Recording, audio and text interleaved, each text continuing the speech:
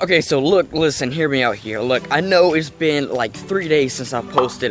This was one of the busiest weeks that I've had in a long time, so that's why. But basically, you know my 5-gallon beta tank, well, it's not looking the best right now. So I want to give it kind of a makeover, add more plants to it. I actually took one of the biggest plants I had growing in there really well, moved it down to a 10-gallon right below it.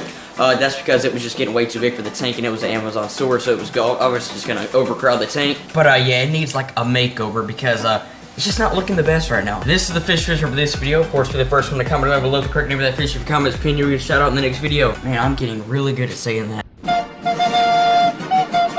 Now, by the way, the silver dollar I had in this tank, I'm gonna be totally honest with you. I got rid of this big guy, and I know it seems like I've been getting rid of a lot of fish lately. Yeah, this guy was like really, really big, so I drained the tank. And I'm going to do something totally different with this tank in the springtime. I'm just going to wait basically till then to do something with it. Forget the whole fish moving thing. The only fish that are going to be moving actually to different tanks will be my flower horn and the Marlboro Cara catfish. That's the only two. And by the way, got a whole new tank for the flower horn. This is going to be the flower horn's new tank. It's a 30-gallon tank. But you guys will see more of that in another video. Oh yeah, and by the way, the turtles that I'm holding for someone right now, they're doing really well and all, but actually, earlier this morning, I actually caught them up here basking for the first time. Yeah, see that? The turtle's freaking finally basking. After 1 week, I finally catch them basking. So yeah, I thought that was pretty cool, but basically what we're going to do now is go ahead and get the beta out of the tank and also the 3 neons that are in there, and go ahead and give the beta's tank a makeover. So there it is. Like I said, it's looking pretty dang crusty. Neons right there, and there's the beta right there. Like, bro, look at them algae waves right there off the flow of the filter.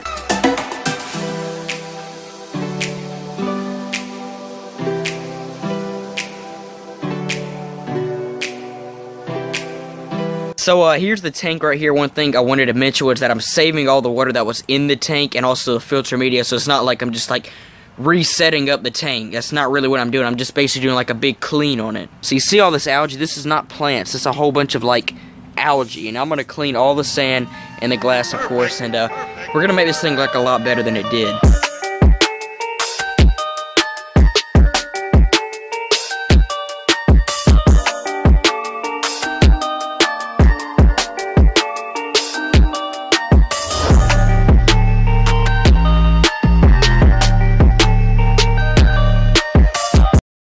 So there we go right there, much cleaner than it was. Got this piece of jerk right here. One thing pretty cool about it, see that hole right there? Some type of fish can even go inside of there, so I'm probably going to get some type of small cleaner fish for the beta tank. So yeah, I'm actually going to attach one of the Anubias plants that I have in my 10-gallon tank onto this, and I think it'll look pretty dang cool in the tank. Alright, so there's the tank right there. Got it back in here. There's sand looking pretty dang good, actually. All the fish in here are doing great, and I actually did attach the piece of Anubias that I took right from there onto the piece of driftwood, and just for now I did attach that rock to there so that way it would sink down into the tank. After about a week or so I would take the rock off and the line out of there. And then of course these are the plants that were in there. I'm going to attach these back in there. Have this plant, and I'm also going to take some of this floating plant up here and put it into the tank as well. And like I said, I'm dumping this water right here right back into the tank, and also I'm not doing anything to the filter.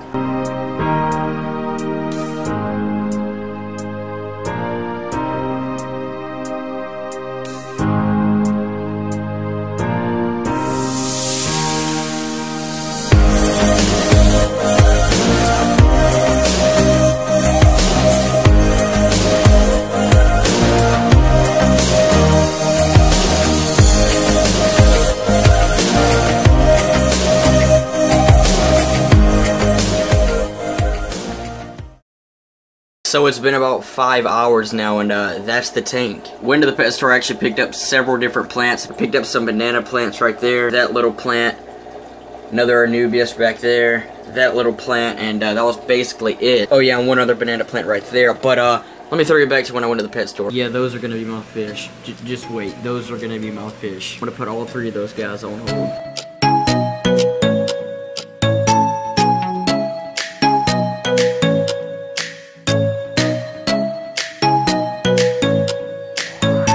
So yeah, I saw those really cool looking Bolivian realms there. I'm going to be picking up all 3 of those once I get my tank back up and running, because my biggest tank actually had a leak today for some reason. I'm not sure how. By the way, there's the beta right there. Just thought I'd show you why he was out. But yeah, it had a leak all of a sudden. I had to drain it, get all the stuff out of it. But I'm actually going to be resealing it tonight, and also one other tank, the Flowerhorns tank. But once I get it back up and running, I will be getting all 3 of those Bolivian rounds. Now, one thing I did want to show is how big this Flowerhorn has really got. So I'm going to throw you back a few months ago to when I actually got this guy. 3, 2, 1.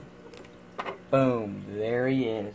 Look at that guy. Actually, this guy's a little bit bigger than the last guy was. He's going to check everything out, obviously, and hopefully he settles in within about a day or two, and we can get him eaten. And of course, he will not be in here permanently. This is just to grow him out. So yeah, as you can tell, this guy has gotten a lot bigger, and also he's a lot more well developed now. He's not really showing his colors right now. Of course, like I always say, he does it the best when he's eating. Pop a Bloodborne cue in there. Watch his colors come out as he starts to eat. Watch this. See his colors starting to come out a lot more. But yeah, like I was saying, this guy has grown a lot, and he's also developed very well as well. I apologize for the sound, but that's the Marlboro Cara catfish right there. This is like his new hiding spot for some reason. Anyways, he likes going back here behind this plant, but when I drop a piece of tilapia in there, he comes running out to it, of course. In case you're wondering how the turtles are at night, they're basically just as active as they are in the daytime normally. You can see one of them up there basket right now. On the colder nights, I like to leave the heat lamp on, just kind of keep it warm in there. Yeah, you can see one coming out right there. They do go to sleep at night most of the time. Same thing for the little smaller guys right here. They basically come out at night sometimes, but most of the time do sleep at night. And I'm starting to think that these are probably going to end up being my turtles, so I'm not exactly sure what I'm going to do with them, but that's what I'm starting to think now. And once again, I was going to get my clownfish today for the saltwater tank right here, but the guy did not get them in. So I'm going to have to wait another week, and if he doesn't get them by next week, I'm just going to special order them myself. All these guys over here doing great. The electric blue Jack Dempsey's right there, and right there is one of the new black Phantom Serpent Tetras, and the other guys are back there. I actually recorded an Instagram video earlier today when the bitcher was eating.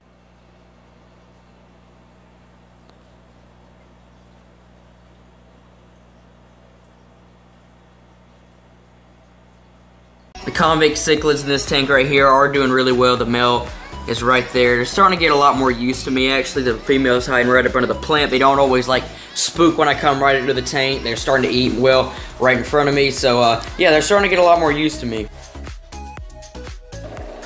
Now the next morning, beta tank looking really good, actually. The beta right there was coming out to me. Now that sea shell right there is just staying on the piece of driftwood just so it'll stay down for about a week or so, and then I'm going to take it off and put it back there.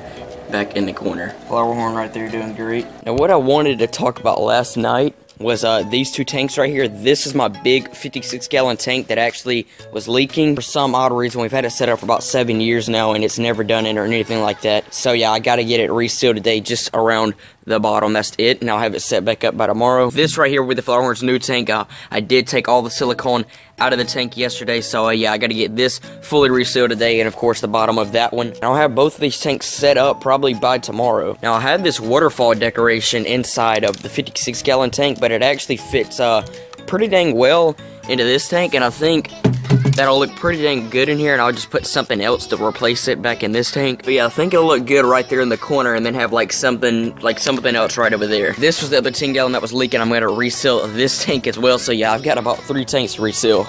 There's all the gravel that was in the 56-gallon tank. The clay pots, I actually scraped all the algae off of, like, the decoration and stuff like that. Like, that waterfall was, like, completely covered in algae. Like, you cannot see any speck of green on there, so I completely, like, cleaned it off yesterday.